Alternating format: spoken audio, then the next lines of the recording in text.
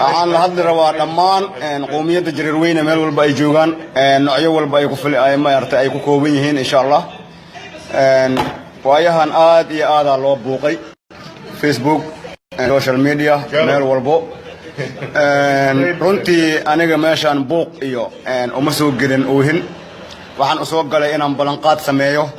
balanqaadkiina waxa weeye maartay dhammaan waxaan uga baaqayaa qowmiyadda jareer weyne ay ku nool yihiin maartay qaar ahaan jubbada dhexe jubbada hoose meel walba aad joogtiin waxa idin ka rabaa hal nin uu ka soo baxo qowmiyadda oo geesi ah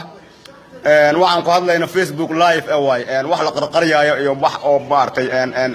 anaga oo absi noogu jirto malaha waxaan ka soo hadlayaa America United States gobolkan New York waxaan balan qaadi rabaa maanta anoo Colonel Geedow ah $5,000 nin ogaadeen madaxiisa ninkii tuso saas asa u hayo $5,000 way $5,000 waa igu balan waa igu wallahi waa igu tallaahi waa igu billaah ismaayayna taala $5,000 maanta hadaan maqlo wiil jareer oo geesi ah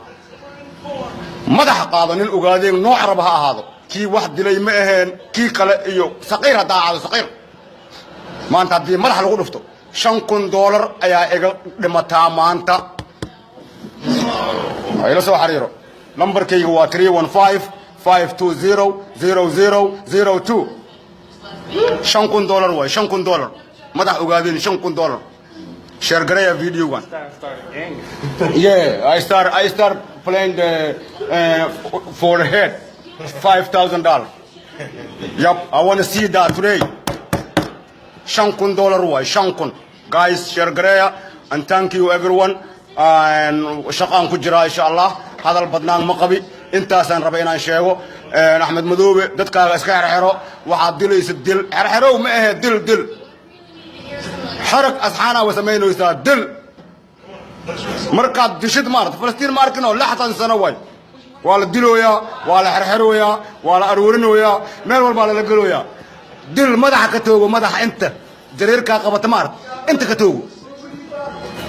وأنا قبلن تاس قول أدقوا تعالى باي تاسنا وعن كوشي يا كريدت لسه كريدت أنت دلو يسدن سوشيال ميديا يخجران United Nations ka lagu haastaa waata daysarta dheer oo maartay oo dhaqaalaha lagu siiyo America aan xilligan shaqeeya dhaqaalihiga ku joogta meesha Axmed Madoobe al-shabaab ka kala jirin terrorist al-qaa'ida dhammaan adi iyo waxa kula shaqeeya ba Axmed Maxamed Islaam ninka la leeyahay al-qaa'ida baa tahay shabaab baa tahay saana kugu bilaawna way xabada wayna kugu soconaysaa madaxweynaha Soomaaliya dhanna إن شاء الله ننسون وينتدي ذو كله حتى يصدقن سدين أو كلام هاي سدين